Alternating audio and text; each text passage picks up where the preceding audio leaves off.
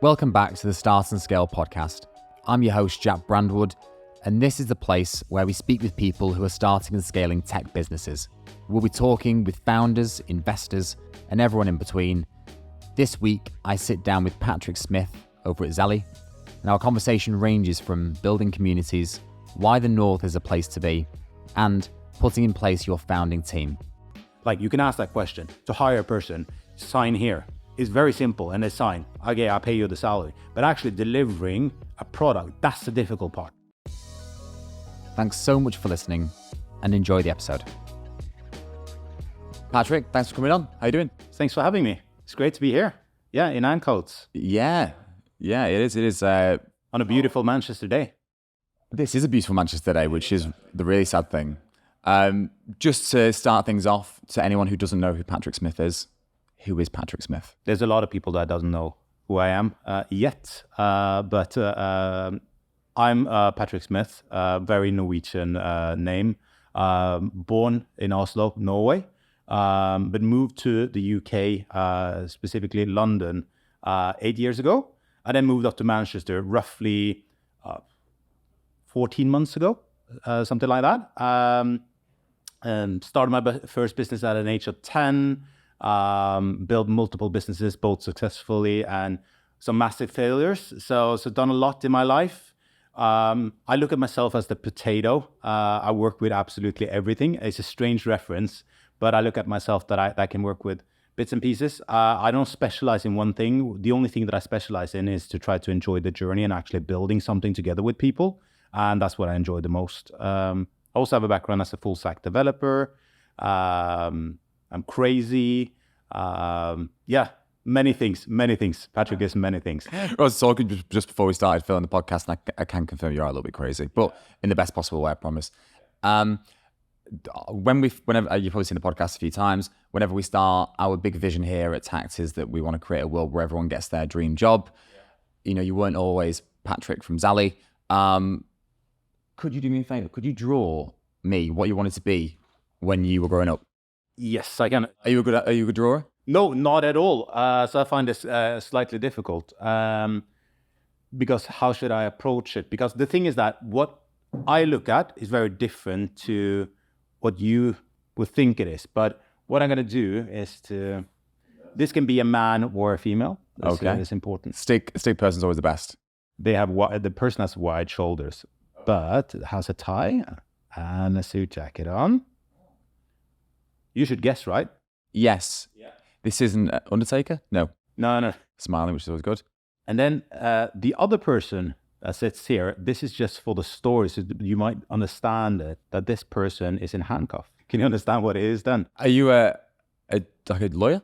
Yeah. Is that right? Yeah. Ah, okay. So I wanted to become that, but I didn't attend school enough to be able to do so. Okay. But I'm together with a solicitor today, so in some shape and form that came to life. But I think there's two jobs that the world always need. There's somebody that works in finance and somebody that understands the law and how you could help. So I was always wanted to fight what was right for people.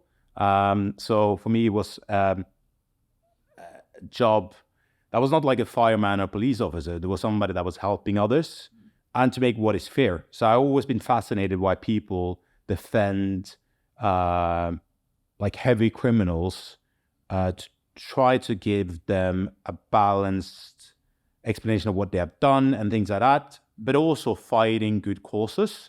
So I love what, like, I know this is a bad reference, but like what Kim Kardashian is doing now, she's using her influence to actually bring justice over people that has been evicted wrongly and things like that. So I've always been that. And I was even at school, I was on a board of solving problems.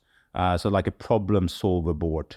That being said, a lot of the times I went on the problem side, so it was quite funny. So I was the one that solved the problem, but also sometimes the one that caused a lot of the problems. So I was not very easy to deal with when I was younger. Yeah. Because I had a lot of crazy ideas.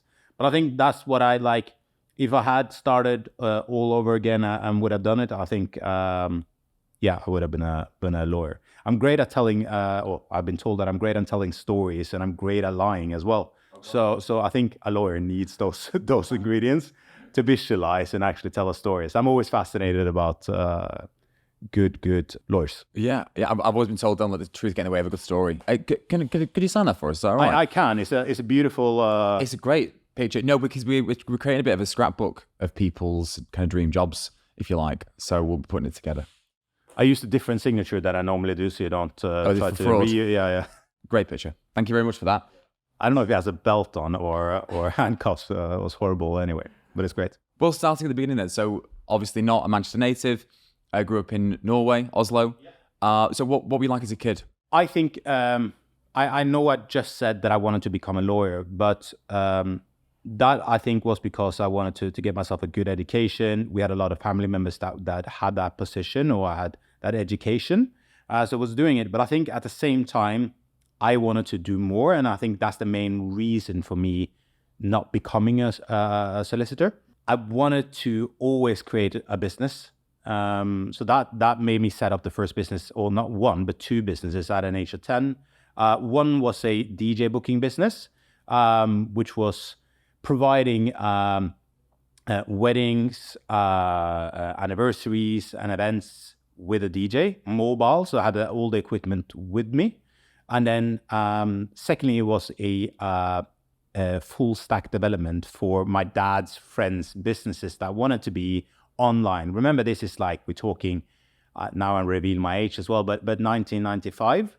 So it was very, very early days. So self-taught.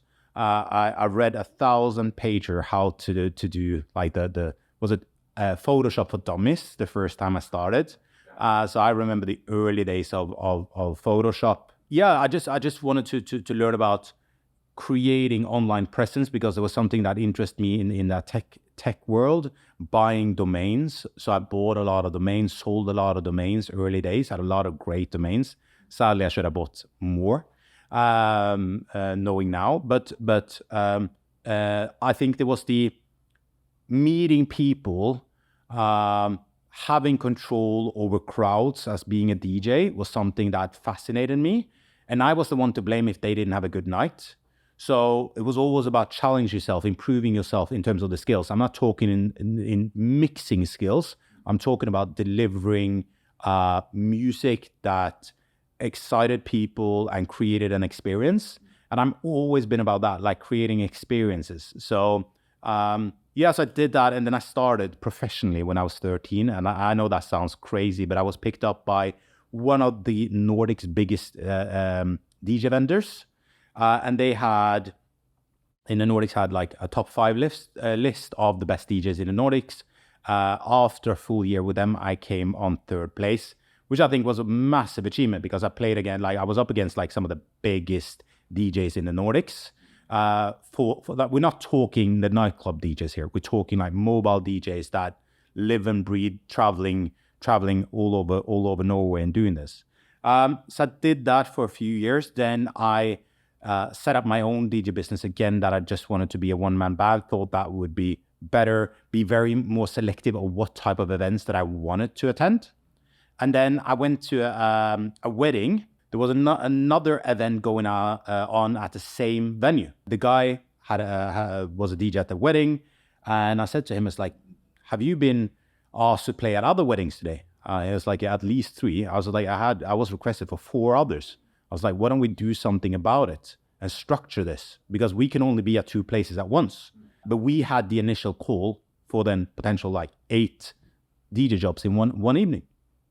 So we met up the next day, decided to set up a DJ booking agency, which after a year, we had 40 full-time DJs. I think we booked in that first year 1,000 DJ jobs. So we had some of the biggest clients. One of the things that we did differently then was that we structured everything. So we were the first one that actually sent invoices for the jobs rather than taking cash in hand, which was normally at weddings, you just got paid, whatever you got paid in cash. So we structured it. So that means also that we could provide businesses with this service for their Christmas parties, summer parties, anniversaries, whatever. They could hire us because we could send that invoice. yeah, so that scaled massively. And I did my first exit then when I was 18 from that business. I was, honestly, the reason why I did it was that I was fed up. I did 175 DJ jobs and running the business in 1 year. Like, it wasn't enough to run myself, but to run 40 other DJs. And remember that this was not just them having the DJ job, it was also giving them the equipment so they could rent by the end of it, because we were making so much money. So we reinvested that money into equipment. So by the end of it, I think we had like 10 full sets. So the DJ came to us, they could just have their own music. This is pre like laptop. So they had their CDs with them in a suitcase, and they showed up, and we had then everything ready for them. So we built partnership with all the wedding venues, everything like that. So it was great. So, but I was at the end of it. I was burned out from being out Thursday, like to Sunday. Like some days I did 2 jobs. On a Saturday, I can do like a 9-year-old birthday, karaoke birthday in the afternoon and a wedding in the evening. And over time, it drains it. So I decided to leave that, took a short break, started to look into doing an event company and a media business, which I invested in a lot of time and money into. We built that to 24 people, and then finance crisis came. Everyone that had booked us for events had to come into us and says like, we're going to pay you the deposit, but we can't continue because we need to lay off 300 people, which was totally understandable. Nobody wanted to celebrate when they had to lay off this amount of people. So it wouldn't be fair to have new openings or anything like that. So paid out all the stuff, lost a lot of money. I think I learned more from shutting down like 3-4 businesses under this umbrella in 2.5 years than I'd done ever since. And then I did concert promotion. After that, I worked with Tiesto, Bob Sinclair, Rihanna, 50 Cent, G-Unit, Justin Bieber. Yeah, so I've done a lot of cool things after that. And then I started building brands. I help businesses grow their brands. So I'm very obsessed with brands and how that could impact people. So then again, like trying to figure out what does people want? Same as at the wedding venue, what type of music does people want? How can you actually encourage people to buy a product by using brands and messaging as the way to do it? So did that for a couple of years. And then one of the client that I had was building brands and doing brand partnerships and product placements, was a Norwegian investor. And he came to me and says, Patrick, could you come and help me run a team? And I said, yeah, but I don't want to be hired by anyone. No, I just hire you as a consultant for a period of time. I have a CEO, I have the full tech team, and you need to come and work for me. Long story short, I've said, yes, that sounds great. I can do that for a period of time, help you. Because I thought it was in Bergen, which is on the west coast of Norway. And that's when my wife studied law. So I thought, okay, brilliant. We can go there, spend a period of time there. So I said yes. And he said, oh, sorry, by the way, it's in London. And I said, even better. So I called my wife. I said, we're moving to London. She said, what? 1 week later, I was in Notting Hill in London. We had rented a all-inclusive apartment, because when you come to London for the first time, you don't have a bank account or anything, so you're not able to rent anything. And then 1 week after that, my wife moved over after packing down everything we had in a container and putting our flat on the market. We just planned to stay here for 6 months.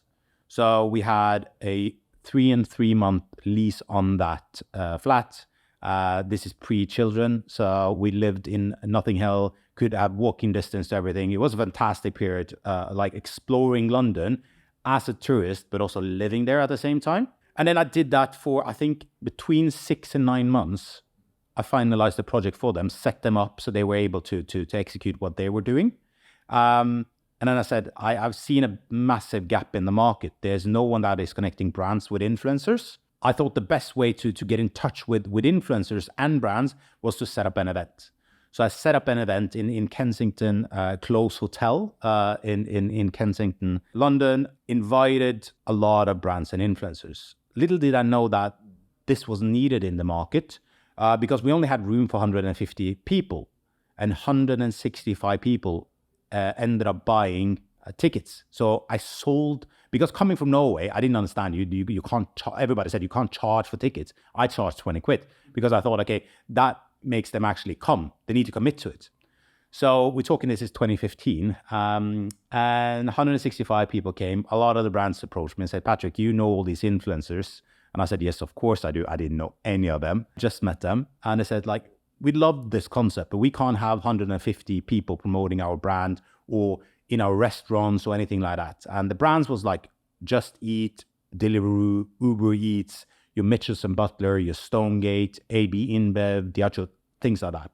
And said, like, we would like, they were queuing up to speak with me about like doing influencer marketing for them. And I said, like, can you host like next month 10 events for us, bring 10 of these people down at the time? And I said, yeah, but wouldn't it be better if I do like 15, 20 or something? Yeah, do whatever you want. We pay you anyway for 10 and 10. So by the end of the night, I had then a business idea of setting up a digital marketing agency. So I went to a friend, asked him, can I rent a desk at your office? He said, yeah, that's fine. I said, I might not be able to pay you in advance, but I can pay you from the business by the end of the month when the customers pays me. He said, go ahead. After 17 days, I hired the first employee. To make a long story short, 2.5 years in, we were 50 people, had 250 retained clients, 100 adult clients. And I exited and left that business after then 2.5 years. My wife stayed a bit longer.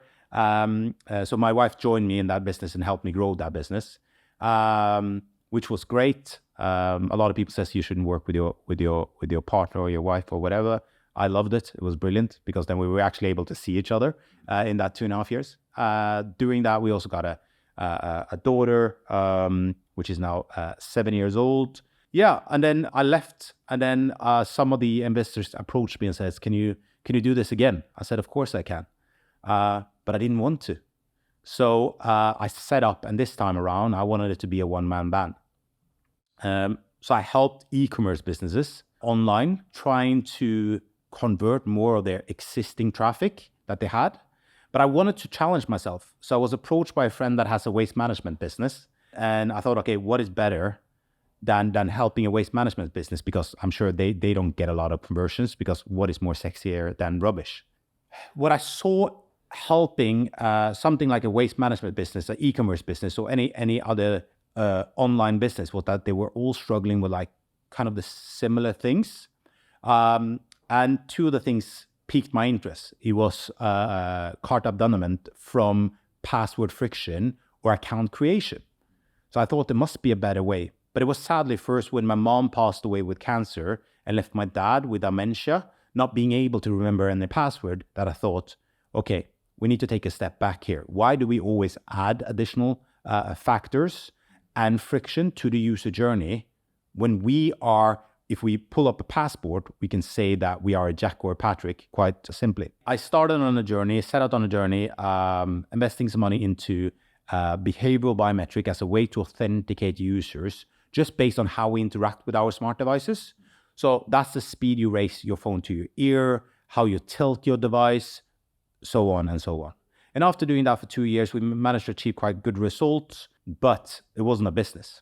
It didn't solve any problem. It just were able to confirm that it was the right user. So my wife said, we need to find a way how we could create a business from this. So I contacted Innovate UK. They said, Patrick, you need to be closer to the cybersecurity tech scene, ecosystem, and that is in Manchester. So I went to my wife again, said, and this time I joked with it. I said, we're moving to Manchester, by the way. And she didn't say no. And I just left it. And a few hours later, she came back and says, I found 3 schools. I found a location. And I need X, Y, Z for this to make it happen. And by the way, I'm not packing down all these things we have here. We need to get somebody to help us out to move, which we did. So July last year, we moved to Manchester. Best decision we ever made. And in October, we set up Zally as it is today. So that brings us to Zally. Zally. So why Zally? I mean, by the way, just firstly, what an incredible story. I mean, you've done, it makes you feel quite inadequate actually, but about how much you've done. I saved a lot. I tried to keep it short. Jeez, okay, fair enough. Why Zally? Why did you pick the name Zally? So this is interesting. We called it initially Authify because authentication and Shopify, Spotify, and we wanted to help e-commerce businesses. So, but the Swedish government has their EID. So based on research, because we just took the domain name first and used that as like a name, a working name, we tried to approach the Swedish government and says like, can we acquire the .com domain at some point? They didn't want to even entertain the conversation. It says like, if you come across as us at any point in time in the future, that could be really bad. So it's not happening. Forget about it. You don't even need to talk to us about it. So I was challenged then to come up with another name and ended up with Zally, because why not? And then we managed to acquire Zally.com. We have trademarked the name. Yes, we've done a lot of things with that name. We could say it means a lot of things now in afterthought, but it's your A to Z journey online. Is your ally from Zally. The brand color, which also makes totally sense when you know what it's all about. We love the color, by the way. Yeah, so our purple color, if you combine Manchester City with Manchester United, you're getting purple. And as you know, like purple is Manchester's city color anyway. So it was a lot of coincidence that just went right. Yeah, we want to stand out. So the reason behind our brand colors, just to emphasize on that, is that we wanted to stand out. Whilst a lot of the businesses in our like authentication, security, fraud detection, all that is very blue and is very safe, which they should be. But we wanted to stand out, and we don't want to be a competitor. We want to create our own lane. By doing so, we don't put ourselves, or we don't give ourselves any boundaries. We don't think outside the box. For us at Zally, doesn't exist any box. So we just like do whatever we want. And hopefully it works out well for us. That's the same way that we are handing out condoms. I don't know if you've seen it, Jack, where it says passwords on it. And we give out also lollies where it says passwords suck. It's just about being disruptive. And when you work with a technology that is novel, nobody's done it before. Nobody's doing it in the way that we are able to do. We're able to do it with 99% accuracy after short training of the model. And that is just very, very disruptive. And for that reason, our things that we do in marketing, when we do talks, the way we dress, the way the team are built needs to be disruptive. So, and it needs to reflect Manchester. So, in so many ways. So we love the support that we got from Manchester so far, which has been fantastic. So back to what I mentioned is the best thing that we ever done. The reason why it's been the best thing to move to Manchester is because the support that we got as starting up and setting up a business. Yeah, it is an amazing ecosystem. Everyone says that when we get them on the podcast. They always talk about how supportive it is and how community driven it is. It really is. So I'm glad you felt that way. You touched on what Zally does, and it's interesting in a world where everyone's trying to be more secure. You are trying to be secure, but rather than putting loads of barriers up and loads of different authentication factors, whatever it might be, you're trying to do the opposite, which is really interesting. If you had to explain what Zally did to, I don't know, a Labrador, for instance, how would you describe it? Woof, woof. Yeah. I normally say to my team, I love the idea and the messaging, but I need to bring it home to my daughter. She's 7 years old. If she can't understand what we're trying to do, how should we get anybody to understand what we do? So the messaging has to be like very, very slick. So in simple terms, what we're doing, we are powering the internet with continuous user authentication. So whilst everyone else is doing point-in-time exercises, your Face ID, the way when you type in your password, that's a point in time.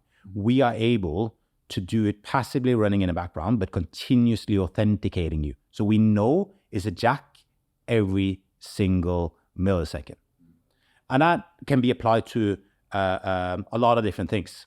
We are just using our technology to get rid of passwords first, but anything that need access or you need to verify or confirm that it's the right user, you can use Zally for.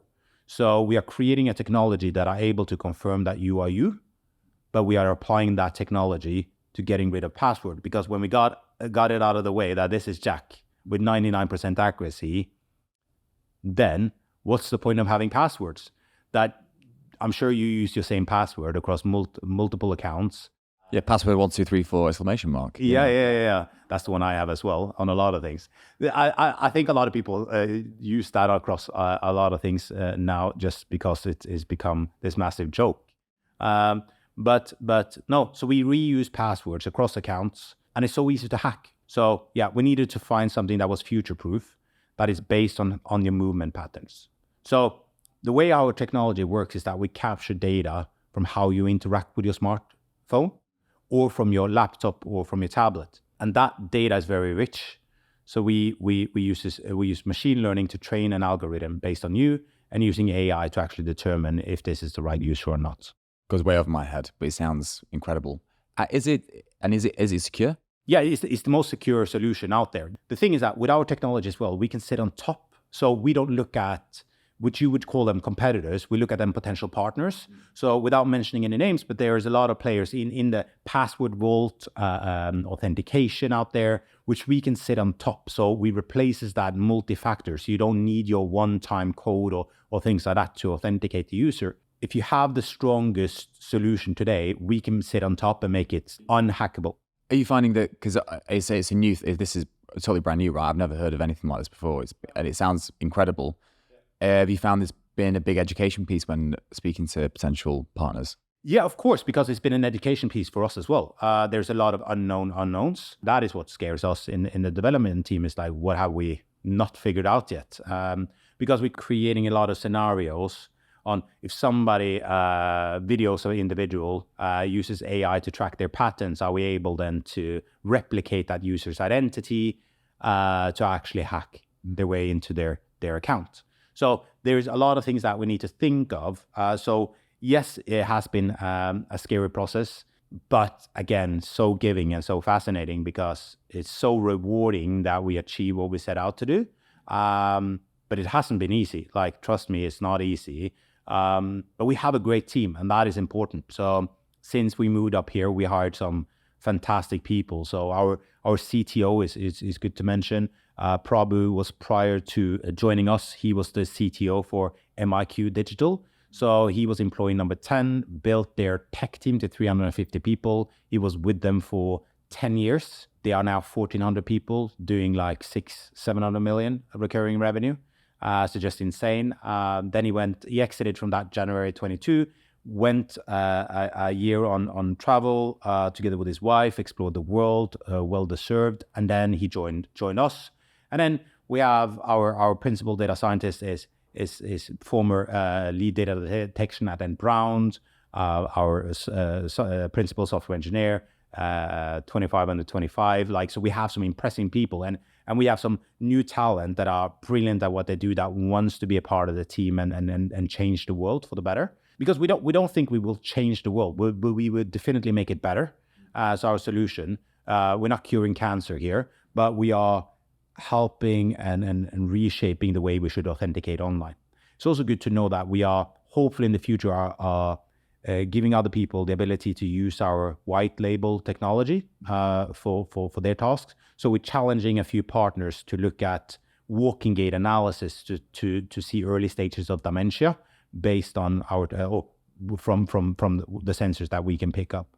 So hopefully we can do more than just getting rid of passwords. But that in itself is a big one, which I will be very happy when we do. Yes. Does that come from your dad? Because you said your dad. Yeah, so that's the dementia piece. And I think it's needed. The sad thing about dementia is it's so fast growing. So it needs to be done something to help people. But there's a lot of growing. More people are getting diagnosed. I think I read something, and I might be wrong, but I think I read there's 50 million, but it's 10 million getting dementia every single year now.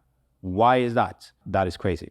I need to Google and see if that number is correct, but I think that was correct. And if so, it's crazy. You mentioned there that you've hired some amazing people, which is fantastic. And again, when we're speaking to people on the podcast, that seems to be the golden thread, getting that team in place at the beginning. And you must have had it with your previous businesses as well, knowing that you get that good team in place at the beginning, which makes everything easier. Is that one of the reasons why you chose Manchester? I know one of the reasons you chose Manchester was because of the cybersecurity element, but was that one of the reasons that you chose Manchester as well, was the talent?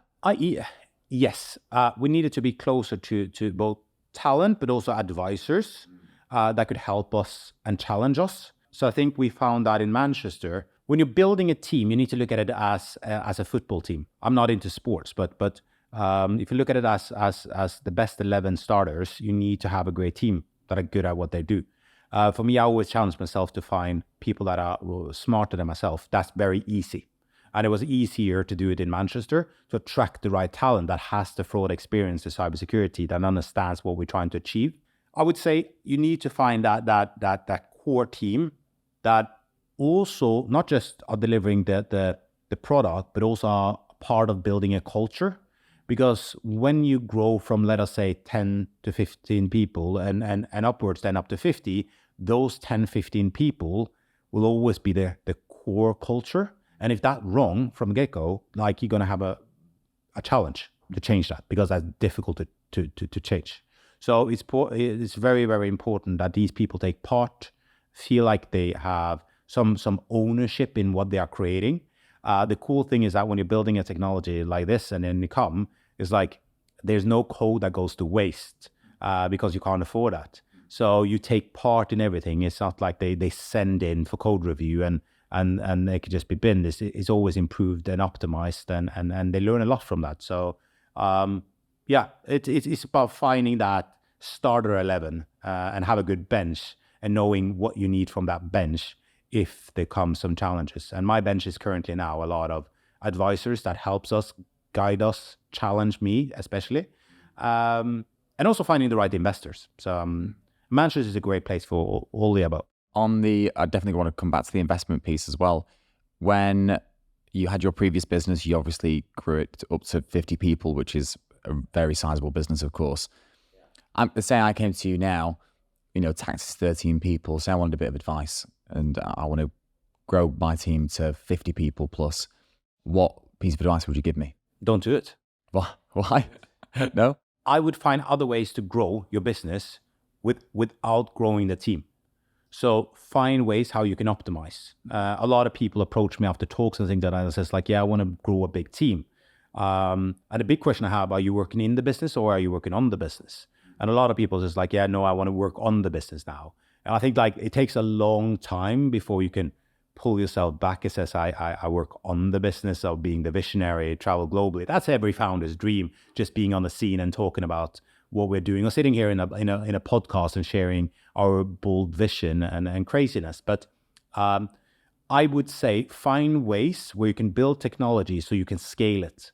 You don't need to take over the world. So remember, not every single business need to be, or the founder needs to be as ambitious as I am, that wants to build the next unicorn from Manchester. So I'm obsessed with two things: getting rid of passwords and confirming you are you online, and building the next unicorn from Manchester. I'm not expecting every founder that I meet that they will be obsessed with the similar type of thing, like I want to take over the world. So you should be happy as small. Sometimes being small, ask my wife how many fires you had to put out every single day. So the first thing, so I started 4 a.m. Every day in the agency, and then my wife came in after drop off at school, and the first thing she asked me is like, she's like, good morning. It's like, who do I need to talk to?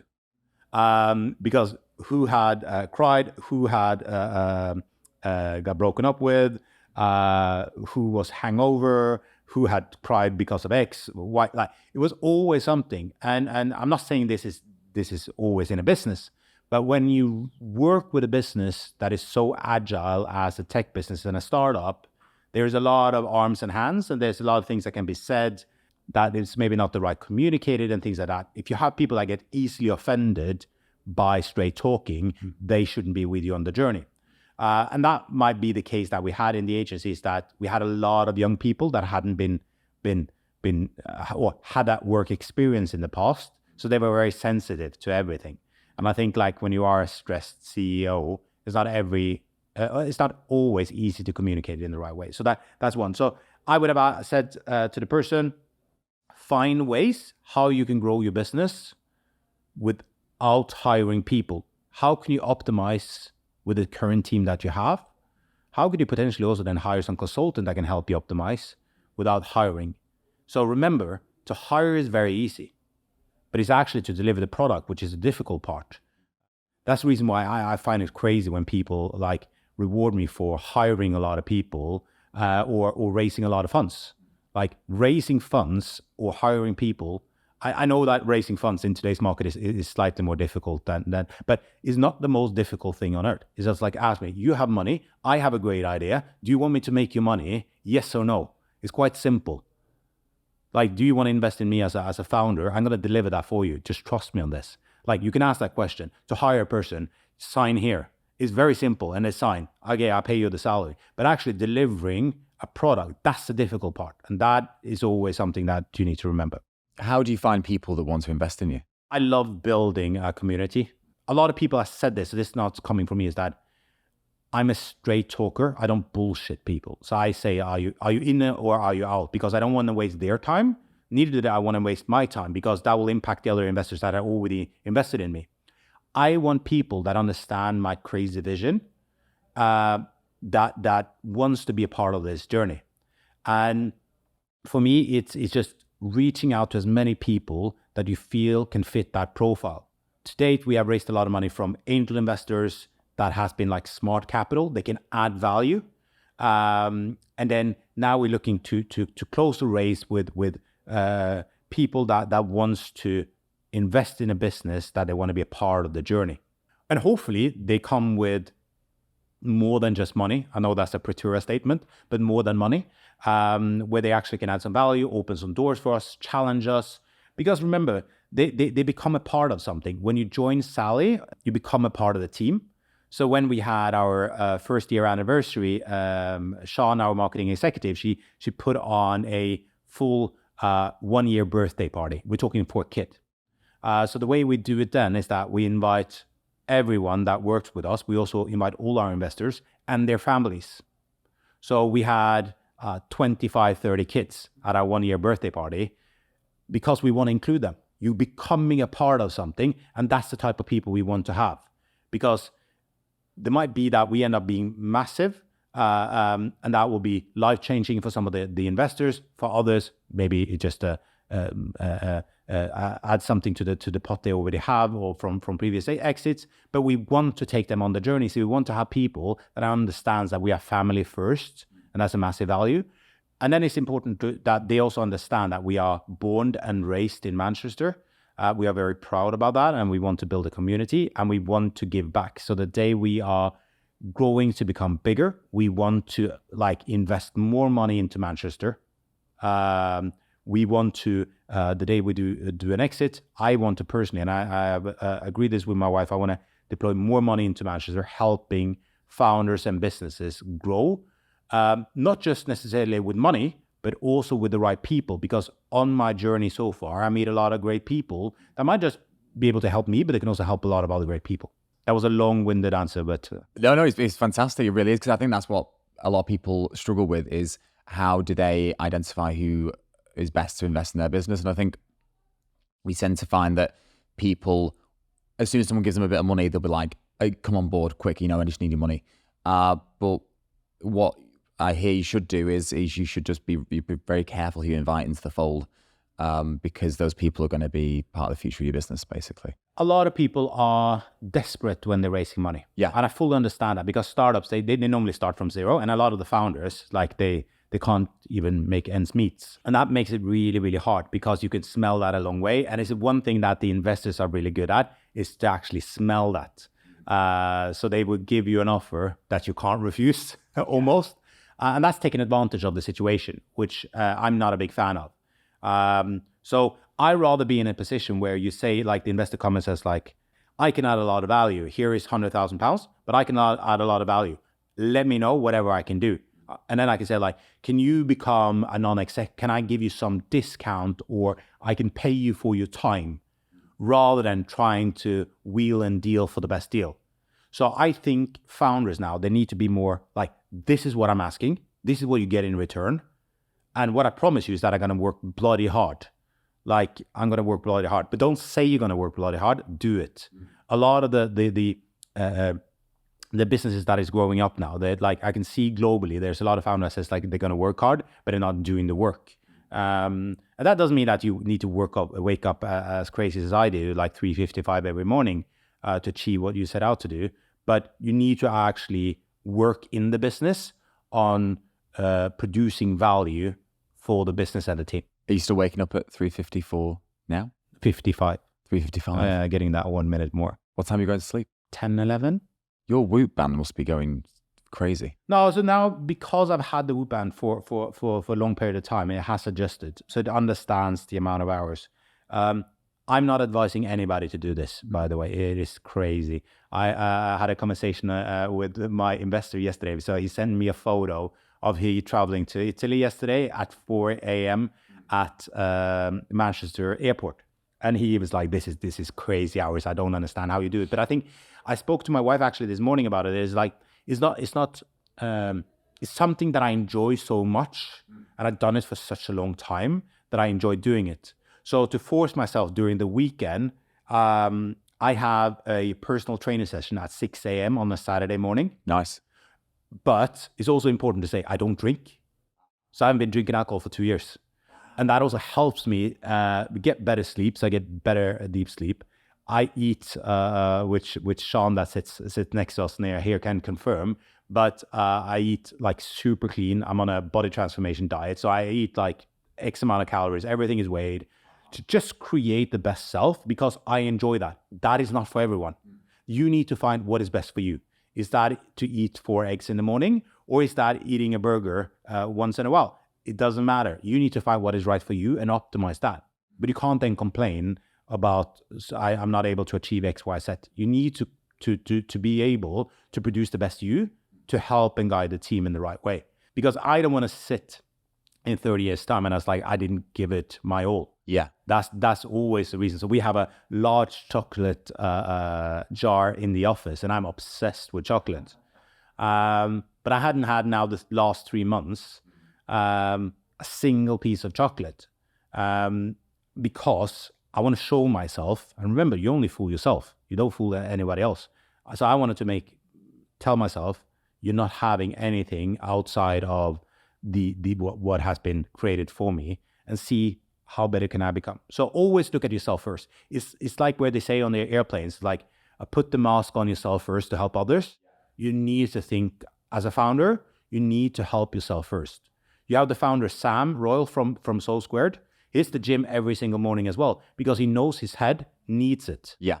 A lot of founders has neurodiversity. So you need to find out what helps you and guide you so you can keep focused throughout the day. I think I have all letters in the alphabet. I'm very calm sitting here, but I have all those letters and you need to find the best way to use those letters. That's incredible. That's sobriety piece is really interesting because you find it's becoming more and more common for people to do that. And even I'm kind of sober curious to call it now. And historically, when I was going through my career, I would probably twice a week you'd go out and get drunk. But what I found is starting this business up, and when you have to be there available for people, you can't be doing that. So like you said, you need to look after yourself. You need to not drink. You can't come in hungover when people's kind of livelihoods realistically are relying on you. And I think that's a really good way to look at it. Is you don't want to look back and think, I didn't give it everything that I've got. I've spoken to a couple of people recently who've said that. They said, a friend of mine, Harrison, he said he spoke to somebody who literally said, look, if I didn't drink, I'd have scaled twice as quick. I'd have grown business, exited twice as quick. So let me make this clear. I'm not advising anybody to stop drinking. And for the reason, it gives you superpower. Drinking does? No, not drinking. Oh, not drinking does. Oh, I was going to say. So I don't advise anybody to stop drinking for the reason that selfish reasons. No. So I'm not going out and talking to people says like, stop drinking. I'm not that person. The only thing that I'm saying that start thinking about and like, if you're going to have a glass of wine, have a great glass of wine. Don't get pissed for the sake of getting pissed. We did that too much in the agency and I thought, okay, let me try have a different approach to it now and see how that will work out for me. So number one, you feel better, you sleep better, you lose weight, you're able to perform better everywhere. So why not? It's just silly not to. So we have another friend in business that stopped. I think he's now this week, 12 weeks in. And I met him at a Manchester Tech Festival event and he came to me and was like, yeah, I'm drinking too much. I was like, yeah, continue drinking. It just helps me to perform better because I'll become superhuman if you continue drinking. And that triggered something with him. And then we had he said, can I call you tomorrow? I just need to have a chat with you. And we discussed it without going into detail. He talked about how alcohol had what it had done. And he started to reflect on it. And it says like, there was something that triggered in me that you said, you are becoming a superhuman for not drinking. And that's very simple. It's not like you need to take a pill. It's just like avoiding doing something 7 days a week or 4 days a week or 3 days. I'm not saying that you should stop completely. If you enjoy on a Friday night having wine with your partner, go for it, or go for a beer with your friends on a Saturday, but not do it every day of the week. It's not healthy in any shape and form. The advised limit for drinking alcohol now in Norway, they've done some research, is 0 entities. That says it all. So yeah, just reflect and think about it. Maybe start reducing it. We have now, it's funny, I don't know I'm the cause of it, but next to us sit Manchester Tech Festival, which is a great community. And a lot of the organizing board and the team members, they are now 9, 10, 11 weeks in without alcohol, and they just changed their mind. They just saw that I was able to build a business and performing well, and I think that encouraged them to try it. So it's fascinating how that can have an impact without trying to preach about it. That's fantastic. It really is. Obviously, talked about where Zally came from, where it is now. What's the plan for Zally moving forward? No, so we have developed the technology. So now we are in end of this year and beginning of next year, we're doing our testing, more live testing with people. So we've been training the model based on real data. So we need to expand on that and see how that can be implemented on live websites. So we're doing that currently as we speak. And then next year is the year of digging the grave for passwords. And by building the next unicorn of Manchester, which I know is not very humble to say, but it's a bold, brave thing to do. And we need all the help in the world for Manchester and beyond to actually do so. So if anybody's listening to the podcast, I feel I can help in any shape and form, please reach out, connect with me on LinkedIn, or follow me on Instagram as you would do, Jack, and see where and follow us on the journey. The thing that I would like to add is that we have hired a full-time videographer starting in December, which is super exciting. We've done that to document the journey. So we have a videographer that's going to follow us every day, going to show behind the scenes, and hopefully that would potentially inspire, but it would also give people some tips and tricks on how to not do things and how to do things, but also that I'm very fortunate to be able to sit in the room with a lot of incredible people. I want to take people inside that room and actually challenge people to share some of their knowledge beyond myself and how that can help. Hopefully that starts in Manchester, goes to the UK, and then can go beyond after that. And that's where we see ourselves. We want to take over the world. So we're starting here in the UK, Q2 next year, going to Germany, and then hopefully to the US. Exciting. If today was your last day on Earth, and of course you weren't on the podcast and, here, because that's what you would be doing, of course, what would you be up to? That's a really, really good question, actually. Spend time with family, make food, eat a lot of good food. You won the London Dish Award, right? So I won the Mayor of London Award for food photography. Yeah. What was the picture of? There was Crop House dish of moo pig.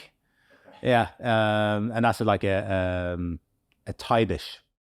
So I won that. That helped a lot, actually. So it was 4,000 photographers. So that was part of that competition. But so I didn't mention that I was a food photographer. I know, but I read that, and I'm going to follow you on Instagram. Yeah, thank you. I love food. So there would have been spend time with family, eating good food. I think that's the best time you can have, spending time with people that care about you. But also I needed to spend an hour, if it's your last day, to plan for the people that comes after you. I think leaving a legacy and then knowing that they are taken care of is also super, super important. Because remember, we as a business is family first. I'm not just doing this for myself. I'm doing it for the team. I'm also doing it for my daughter. I have another one coming in January. So I'm doing it for more than myself. So for that reason, that gives you a why. Great. Well, look, Patrick, thank you so much for coming on. It's been really great meeting you. Thank you for having me, Jack. It's been a pleasure. I know I've been talking a lot, but thank you. Hey, not at all. Not at all. I'm excited to see where Zally are in the next 6 months. Thank you so much, Jack. And that's it for this week's episode. Thanks so much for listening, and I really hope you enjoyed it. Anything we talked about will be linked in the show notes. And if you haven't already, don't forget to subscribe wherever you listen to your podcasts. And we'll catch you on the next one.